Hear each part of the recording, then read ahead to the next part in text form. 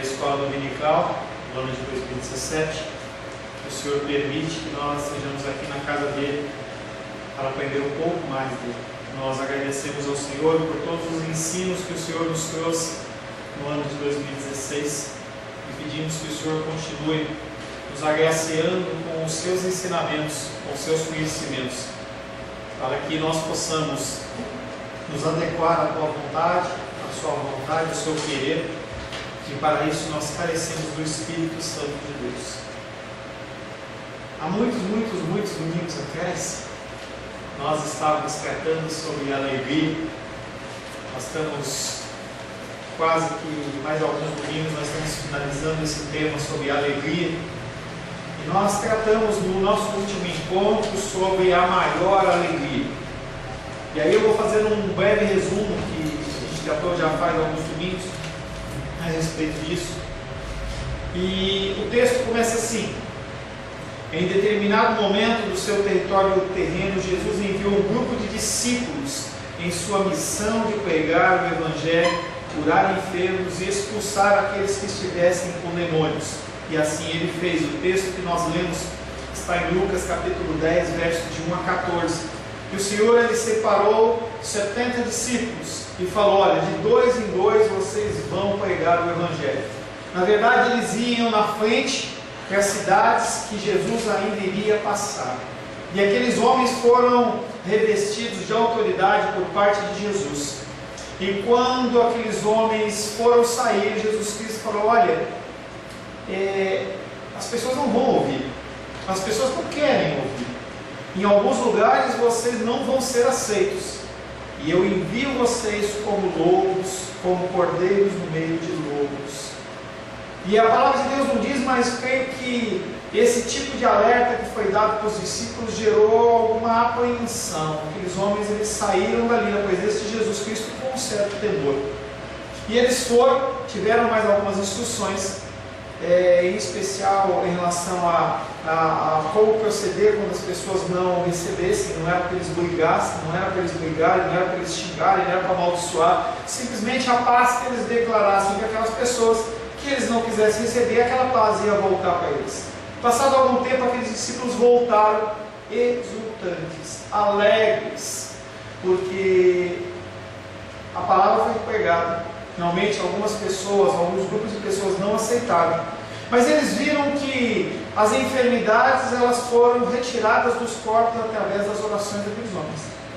Os demônios se submeteram a eles, e eles falaram: olha, nós estamos contentes, nós estamos contentes. E Jesus Cristo ele fala para eles que, apesar daquela alegria que eles estarem sentindo ser uma coisa natural, não era a fonte principal. Aqueles homens eles estavam contentes porque haviam sido bem-sucedidos. Lucas 10, 17 diz que regressaram eles possuídos de alegria, dizendo: Senhor, os próprios demônios nos submetem pelo teu nome. Essa era a coisa que veio do coração deles. É a coisa mais importante que eles tinham a relatar a Jesus Cristo após aquele tempo de pregação. Deus os usara e eles tinham visto a manifestação do poder de Cristo no seu ministério. Os discípulos afirmaram que eles estavam felizes porque os demônios lhe eram submissos. Porém, Jesus Cristo ele olha para aqueles homens e tem uma resposta diferente do que eles esperavam. Lucas 10, verso 18 a 20 diz: mas ele lhes disse: eu vi Satanás caindo do céu como um relâmpago. Eis aí vos dei a autoridade para pisar serpentes e escorpiões, e sobre todo o poder do inimigo, e nada absolutamente vos causará dano. Até aí parecia que ele estava falando assim: olha, realmente era isso mesmo que vocês tinham que fazer. Mas aí Jesus Cristo completa no verso 20: não obstante, alegrai-vos não porque os espíritos se vos submetem, e sim porque o vosso nome está rolado nos céus. Ele olha para aqueles discípulos e fala: vocês estão felizes porque vocês curaram homens. Vocês estão felizes porque pessoas que estavam endemoniadas, os demônios que estavam nelas se submeteram, mas isso não é o mais importante. Vocês têm que estar alegres por isso sim, mas muito mais por vocês terem os seus nomes arrolados no reino dos céus. Interessante que agora me vem à mente que no dia do juízo, algumas pessoas vão chegar para Cristo e vão querer se apresentar como salvos, e Jesus Cristo vai olhar para eles e falar assim: eu não te conheço. E o que aqueles homens vão dizer para Jesus? Mas em teu nome curei enfermos e expulsei demônios. A mesma história que foi alertada por Jesus lá em Lucas capítulo 10.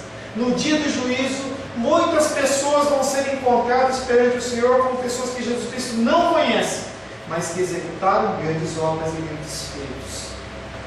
Precisamos considerar essas palavras de Jesus como um grande alerta. É importante você se alegrar com as coisas que Deus faz? Sim. É importante você falar dessas coisas? Sim. Mas não é o mais importante. As pessoas nos dias de hoje, como em dias anteriores, elas se alegram pelo que Jesus está fazendo. Igrejas têm sido formadas, construídas e alicerçadas em cima do que Deus está fazendo. Vem aqui que Jesus Cristo muda a sua história financeira. Vem aqui que Jesus Cristo te cura. Vem aqui que Jesus Cristo vai expulsar os demônios. Por favor. Lá no 20, ele está falando que alegremos sim, porque o nosso nome está rolado nos céus. Então ele está querendo dizer que eles conseguiram expulsar os demônios porque eles tinham lá escrito no livro? Com certeza. Não necessariamente, porque quando a gente fala no texto lá em Apocalipse, há pessoas que expulsaram os demônios em nome de Jesus Cristo e não eram conhecidas dele. Tanto que a gente vê essas igrejas nos dias de hoje, a gente vê as pessoas expulsando demônios e pessoas são curadas. Eu não descreio que não 100%, mas uma parte das pessoas que são curadas nas igrejas, elas também são curadas pela vontade de Deus, mas não porque as pessoas são salvas. Mas o que ele está dizendo aqui então? Que você tem que se preocupar não com os milagres, maravilhas e efeitos, e sim que as pessoas, no caso os discípulos, aqueles discípulos que tinham sido saídos, você tem que se alegrar como o seu nome for arrolado no reino dos céus. Eu entendi nessa frase aqui, eu entendi que eles fizeram esses feitos porque eles tinham o nome arrolado nos céus. Creio que nesse caso específico, não todos, mas alguns tinham, porque Judas está nesse meio aí, como é que fica? Então, é isso que a minha pergunta final é essa, mas se ele está afirmando isso... Ele não está afirmando, ele está falando que eles têm que se alegrar. A questão é, você tem que se alegrar porque o seu nome está escrito no reino dos céus, e não porque você expulsa demônios ou cura enfermos. E as pessoas hoje, elas têm baseado a sua fé, as pessoas que são realmente espirituais, são pessoas que praticam milagres e maravilhas. Se a pessoa não pratica milagres e maravilhas, ela não é salva. Tanto que no meio pentecostal, se a pessoa não fala em línguas, ela não é batizada com o Espírito Santo. Quer dizer que apenas esses trabalhos que eram feitos de cultos, essas coisas, não é uma credencial para a salvação. Não é uma credencial. Ótimo, perfeito, Sebastião. Para a salvação. Não é uma credencial. Pessoas oram em nome de Jesus e curam outras pessoas e expulsam demônios, e nem por isso Jesus Cristo está com eles. É esse alerta que é dado em Apocalipse, quando Jesus Cristo fala que eu não vos conheço. Nem sei se é Apocalipse, agora me fugiu. Nem não vos conheço. E aí as pessoas vão ficar com a Rosângela agora. Pera um pouquinho. Como é isso? Eu expulsei demônios, eu curei enfermos, eu preguei em teu nome. E Jesus Cristo está querendo algo muito mais que isso. A motivação da maioria dessas pessoas é a motivação da submissão dos demônios. Ontem eu estava vendo um vídeo em que uma pessoa lá, uma mulher, ela estava submetendo o demônio a uma ação lá. Demônios tem que passar aqui no ar, não sei das quantas, e ela veio puxando o demônio foi seguindo ela, e depois o povo explodiu em alegria, e ela dando glória a Deus. Será que Deus estava na história? Pastor, então, enquanto perguntava para o senhor, eu lembrei dessa passagem aqui em Efésios 2, 7 até 10, né? Efésios 2, 7 a 10, vai. Isso, que ele fala o seguinte: foi feita pela graça de Deus, sois salvos por meio da fé. Isso não depende de vós, é dom de Deus. Isso não vem das obras, mas que ninguém se orgulhe, né, das coisas que eles fazem, né? Pois é ele quem nos fez, para as boas obras que Deus preparou de antemão, a fim de que nelas nos empenhamos, ou seja, confiando aquilo que o Senhor colocou em nossas mãos, mas não colocando isso como o Senhor colocou os milagres, essas Não está na frente. Não está na frente. Não está na frente. Mas sim olhar apenas para Cristo em nossa salvação, como o nome escrito no livro da Bíblia. Isso? Creio sim. Tá? O importante é que a gente faça as obras, porque as obras elas são uma expressão do nosso coração, da nossa salvação. Isso, né? Que a gente não se orgulhe daquilo que a gente faz. Mas a gente se orgulha. Tem uma música que canta assim: eu não preciso ser reconhecido por ninguém. Difícil, as pessoas elas querem reconhecimento.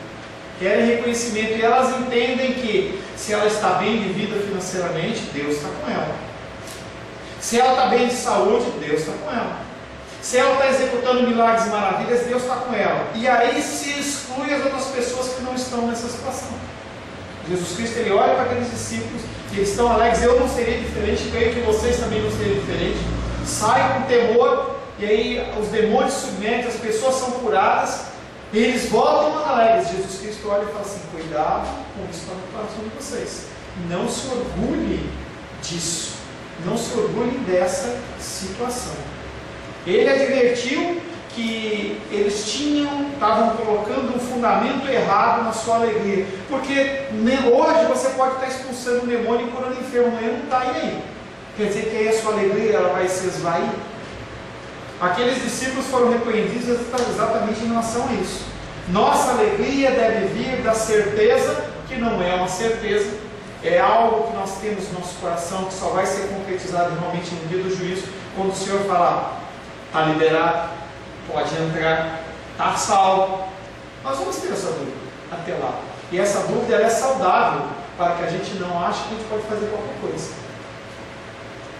A maior alegria que uma pessoa pode ter é saber que o seu nome está escrito no livro da vida do Cordeiro, que ela é salva e estará para sempre com Cristo. E aí nós lemos ainda, no último encontro, que falou sobre um evangelista, sobre um homem, que ele se converteu.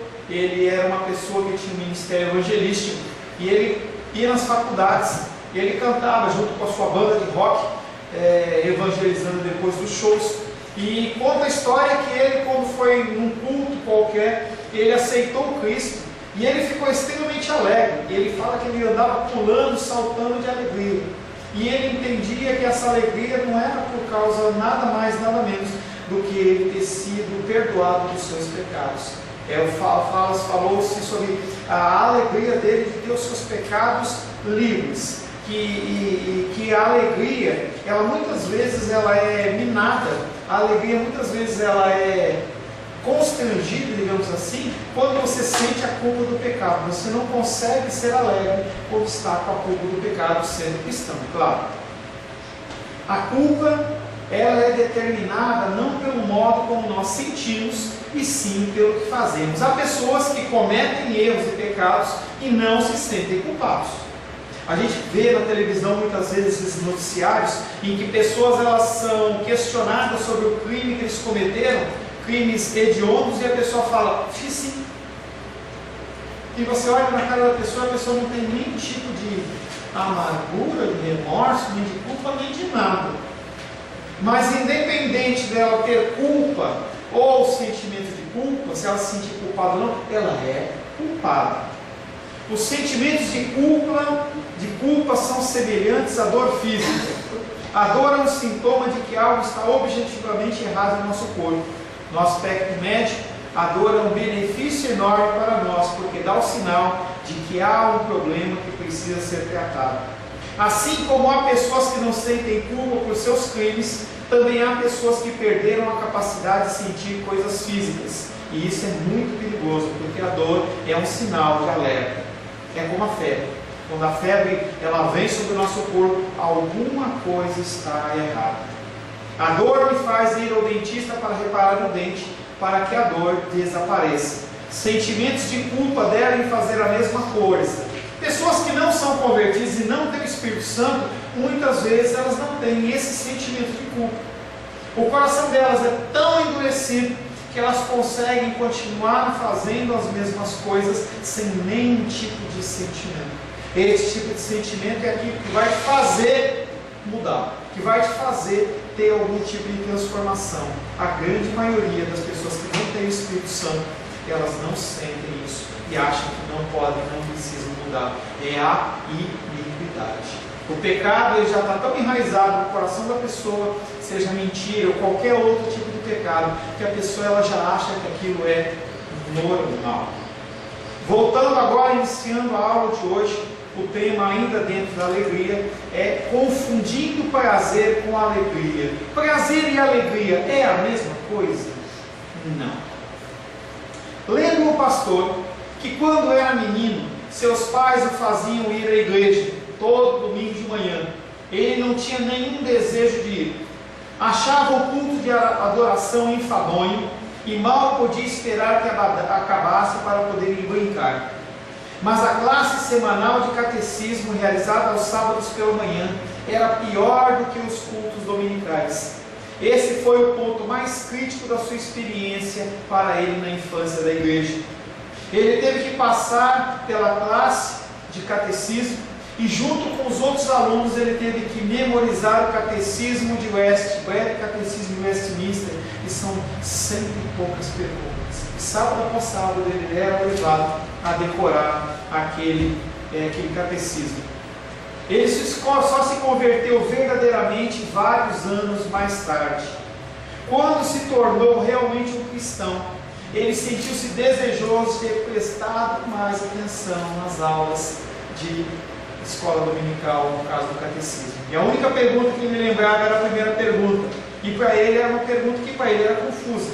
Qual é a finalidade? Qual é o fim principal do homem? O fim principal do homem é alegrar-se no Senhor e gozar dele, se alegrar nele. E ele achava estranho, porque como é que a pessoa pode, além de se alegrar, glorificar o Senhor? Ele esperava que nessa pergunta tivesse, por exemplo, aquele que obedece ao Senhor.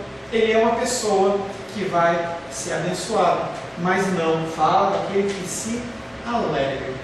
E aí ele achava, ele entendia obediência, mas ele não entendia alegria. Ele olhava para as situações e falava assim, bom, se alguém falar para mim que eu tenho que fazer tal coisa e eu fizer, a pessoa vai se agradar, e isso eu entendo. Mas eu tenho que me alegrar em fazer as coisas. Ele não conseguia harmonizar essas duas coisas. Ele entendia mesmo como criança que a ideia de glorificar a Deus tinha a ver com obediência e não com alegria. Seu problema era que ele estava confuso contra as suas duas ideias fundamentais. Para ele, as ideias eram incompatíveis. Como é que eu posso ser alegre tendo que obedecer a algo? Como é que quando você tem que obedecer a algo, normalmente é uma coisa que você não faz de livre e espontânea vontade. E ele não entendia isso. Ele queria o prazer, porque pensava que a única maneira que ele poderia ter alegria era por meio da aquisição de prazer. Mas depois descobriu que quanto mais prazer ele adquiria, menos alegria ele possuía, porque ele estava buscando prazer em coisas que exigiam desobediência a Deus. As coisas que naturalmente nos trazem prazer em uma grande quantidade, elas são coisas que levam à desobediência a Deus. O Senhor ele nos ordena fazer uma coisa e nós encontramos prazer em fazer outra coisa. E aí aquilo é motivo de prazer no momento, mas depois motivo de tristeza. Essa atração é a atração do pecado. Pecamos porque é prazeroso. A gente tem que entender, a gente sabe disso, mas a gente não quer acreditar que o pecado ele é prazeroso. As pessoas que cometem pecados, elas sentem alegria, elas sentem prazer naquilo, mas é algo momentâneo. A sedução do pecado é pensarmos que ele nos tornará felizes. Pensamos que o pecado nos dará alegria e satisfação pessoal. O problema é que aquilo é apenas momentâneo. E aí você vê as pessoas correndo atrás da felicidade e nunca são felizes. Pessoas se apoiam em viagens, pessoas que apoiam em trabalhos, em ministérios, e em uma série de coisas e nunca estão satisfeitas. O pecado não nos dá apenas culpa, mas arruína e destrói a alegria genuína, porque nós paramos de olhar para as coisas que são verdadeiramente da palavra de Deus e nos trazem uma verdadeira alegria, para nos determos naquilo que é momentâneo. Viagens são boas, mas elas passam. Nós tivemos 18 dias, 17 dias de viagem, foram tempos de muita alegria. Nós encontramos familiares, nos divertimos, descansamos, mas estamos novamente aqui. Se eu for apoiar a minha alegria em 15 dias por ano, eu vou ser o pior dos homens. Eu vou ter mais 360 dias daqui pela frente e eu vou ficar triste esperando uma coisa que eu me alegrei. Posso viajar mais vezes. A gente vê que essa é uma realidade aqui em Brasília. As pessoas que são funcionárias públicas, elas que ganham muito bem, têm um salário muito alto, elas vivem viajando, fazem 1, 5, 10 viagens por ano. Toda hora está viajando. E a pessoa está sempre se alimentando daquilo, mas aquilo nunca a satisfaz. Então, prazer e alegria são diferentes. Prazer é algo que é momentâneo, a alegria é algo que é decorrente da palavra de Deus e ela é eterna. É como os discípulos. Os discípulos eles estavam com um grande prazer. É que às vezes as palavras elas se confundem. Elas se confundem. Isso me confundiu agora porque nas aulas passadas, quando a gente tratava de alegria e felicidade, tinha diferença. Aí agora quando junta prazer e alegria. Eu estava entendendo que você. É muito mais no sentido do que realmente se arraizar na palavra. Se desvincula da palavra e se vincula muito mais no princípio da felicidade, da alegria no sentido de cumprir e ser obediente a Deus e cumprir o seu propósito na terra. Qualquer outra coisa que tome esse lugar é uma coisa que nos traz algo que é momentâneo. Você pode dar o nome que você quiser, tá? Desvincula do nome que é mais fácil, tá? Eu mesmo aqui falando, eu troquei uma palavra com outra, eu percebi, mas eu já tinha falado. É porque a gente está acostumado, entendeu? As palavras elas são muito similares mesmo. Mas o pecado não nos dá apenas culpa, mas arruína e destrói a alegria genuína. Sua conversão, a conversão daquele homem, foi essencialmente uma experiência de perdão com Deus. Quando ele se converteu, ele experimentou a diferença entre prazer e alegria. Ele descobriu em sua própria conversão a mesma coisa que muitos outros descobriram. O Salmo 51 é o maior exemplo de arrependimento que encontramos nas Escrituras. Vamos abrir o Salmo 51.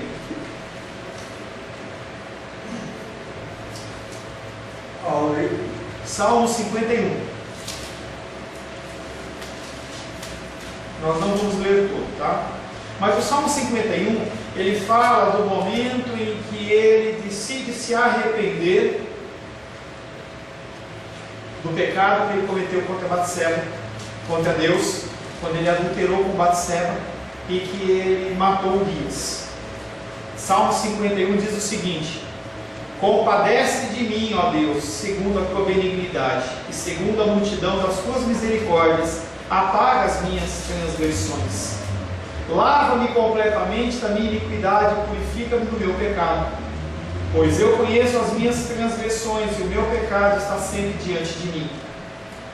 Pequei contra ti somente, e fiz o que é mal perante os teus olhos, de maneira que serás tido por justo no teu falar e puro no teu julgar. Davi aqui ele reconhece que ele pecou e ele está falando para Deus: Deus, faz o que você tem que fazer, porque o que você fizer está certo. Eu nasci na iniquidade e em pecado me concebeu a minha mãe. Eis que te comprazes na verdade, no íntimo, e no recôndito me faz conhecer a sabedoria. Purifica-me com ensopo e ficarei limpo. Lava-me e ficarei mais alvo que a neve. Faze-me ouvir júbilo e alegria, para que exultem os ossos que esmagaste. E escondeste o rosto dos meus pecados, e esconde o rosto dos meus pecados, e apaga todas as minhas iniquidades. Crie em mim, ó Deus, um coração puro, e renova dentro de mim um espírito inabalável, além de reconhecer o pecado. Anteriormente ele fala sobre esse peso desse pecado sobre a vida dele. E ele olha para Deus e fala: eu não consigo sozinho. No verso 10, crie em mim um espírito inabalável. Verso 11, não me repulses da sua presença, nem retires o teu Santo Espírito. É o que o irmão Cláudio sempre nas orações dele faz. Ele fala: não me lances fora da tua presença. E aí no verso 12 ele fala: restitui-me a alegria da tua salvação e sustenta-me com um espírito voluntário. Ele está triste, ele é rei, ele continua sendo rei, ele continua sendo rico, ninguém pode fazer nada com ele, mas ele está com o coração dele entristecido, porque aquele prazer momentâneo com Batseba, aquele prazer momentâneo em matar Urias, o seu amigo, e ele não ter mais o perigo de alguém o acusar, não é suficiente. E ele está triste. Ele fala: Deus, limpa o meu coração, limpa a minha vida e restitui a minha alegria. Restitui a minha alegria da tua salvação e sustenta-me com um espírito voluntário. Aqueles que experimentaram o perdão de Deus e a alegria inicial desse perdão precisam sempre ter essa alegria restaurada, ter a culpa do seu pecado removida, para que a alegria seja retomada. Conforme nós vamos andando todos os dias na nossa vida, parece que a gente esquece desse momento em que o Senhor perdoa os nossos pecados. As tristezas, as lutas, as dificuldades, muitas vezes elas encobrem essas situações e a gente esquece. Lá em Apocalipse, Jesus Cristo olha para uma igreja, que me foge qual delas é, ele olha e fala assim: eu vejo que você faz as coisas direitinho, que você rejeitou Jezabel, rejeitou os ensinos errados, mas eu tenho uma coisa contra você: você não lembra mais, você perdeu esse primeiro amor. O que é esse primeiro amor? É a alegria do momento quando você foi salvo, e você teve a consciência de que os seus pecados eles foram perdoados, não pela sua obra, mas pela graça de Deus. É algo que, se você for voltar no dia da sua conversão, pelo menos eu lembro da minha. Eu lembro que foi um momento de alegria, parecia que algo saiu, um peso saiu. Algumas pessoas vão sentindo no decorrer da sua vida, mas aquele momento da conversão é um momento de muita alegria. Quando buscamos diariamente o perdão de Deus, retomamos ao começo da nossa alegria, o dia em que descobrimos que o nosso nome está escrito nos céus. Nós temos perdido isso, esse tempo de oração no sentido de pedir perdão ao Senhor em relação às coisas que Ele faz por nós, ou as coisas que nós fazemos contra Ele e que Ele nos perdoa. Nós temos gasto tempo em pedir perdão, fazer análise das nossas vidas e como nós temos agido e reagido. Parece que porque Jesus Cristo já perdoou os nossos pecados e assim Ele o fez, nós não temos que nos arrepender, nós não temos que pedir perdão ao Senhor pelas coisas que nós fazemos de errado. Pessoas elas se apoiam em relação a isso e a vida delas vai ficando cada vez mais nublada, mais triste, porque a alegria ela não é retomada. Quando buscamos diariamente o perdão de Deus, retomamos ao começo da nossa alegria, o dia em que descobrimos que o nosso nome está escrito no céu. Bilhões de pessoas nunca experimentaram a alegria da salvação. Nos dias de hoje nós temos algo em torno de 7 bilhões, vou chutar, não sei o número. 7 bilhões de pessoas no planeta Terra. Quantas já experimentaram a alegria da salvação? Apenas imagine ter todos os pecados que você já cometeu apagados por Deus e ter removido toda a culpa que você acumulou e todos os sentimentos recorrentes. Isso é uma das coisas que Cristo veio fazer. Ele quer nos dar alegria e não apenas poder ou sucesso. Ele pode te dar poder, Ele pode te dar sucesso, Ele pode curar suas enfermidades. Se você tiver com um demônio no corpo, Ele também pode expulsar o seu demônio. Mas isso não é o motivo da alegria. Se você entender que o motivo da alegria não é as coisas temporais, quando você vê uma dificuldade, qualquer que seja uma igreja vazia no dia do culto de oração, o irmão Cláudio sempre reclama sobre isso, seja uma dificuldade de um emprego fixo, seja uma enfermidade, uma dor na perna, ou qualquer outra coisa, você entende que coisa maior já foi feita. E aí nós tiramos o foco daquilo. A dor, ela continua doendo, o problema continua insistindo, mas o foco deixa de ser aquilo. Por que as pessoas entram em depressão? Por que a depressão fala-se que é o mal do século? Porque simplesmente nós vivemos tempos de apostasia, as pessoas se afastaram de Deus. Hoje nas igrejas não é mais a teologia da prosperidade, agora é o coaching. Coach é uma palavra americana que quer dizer treinamento, instrução. Então as pessoas, elas te instruem como lidar com isso. É mais uma técnica psicológica para você lidar com os seus problemas. Eu estou com um problema assim, assim, assado. Eu não trato ele como pecado, mas simplesmente eu vou te dar modos, metodologias para você caminhar de uma maneira diferente, para que você venha encontrar a satisfação, para que você consiga encontrar um prazer imediato ou uma solução que venha te trazer o teu coração ficar mais em paz. Enquanto a pessoa não for confrontada com o seu pecado, como Davi foi, a pessoa não vai poder declarar, como no Salmo 51:12, que nós lemos: restitui-me a alegria da tua salvação e sustenta-me com o espírito voluntário. A pessoa não vai ter isso. Ela vai entrar na igreja e vai fazer que nem os discípulos. Jesus, as pessoas, elas nos ouviram, as pessoas, elas foram curadas através da nossa palavra, os nossos negócios, eles foram muito bem sucedidos. Eu tinha uma dívida de R$1 milhão e agora eu tenho 5, 6 apartamentos, sou rico. Eu estava doente de câncer e agora eu não tenho. Mas isso são apenas coisas momentâneas. E aí Jesus Cristo olha e fala assim: não se alegre nisso, se alegre em ter o seu nome arrolado no livro dos céus. E as pessoas falam: não, o importante é o momento, o importante é o agora. É um exemplo que eu tenho dado. Quando você está com uma dor, você quer que a dor vá embora. Jesus Cristo fala: o mais importante não é a dor ir embora. O mais importante é você ter o seu nome arrolado no livro dos céus. Seu dom, o dom de Jesus, é a alegria que resulta de sabermos que os nossos nomes estão escritos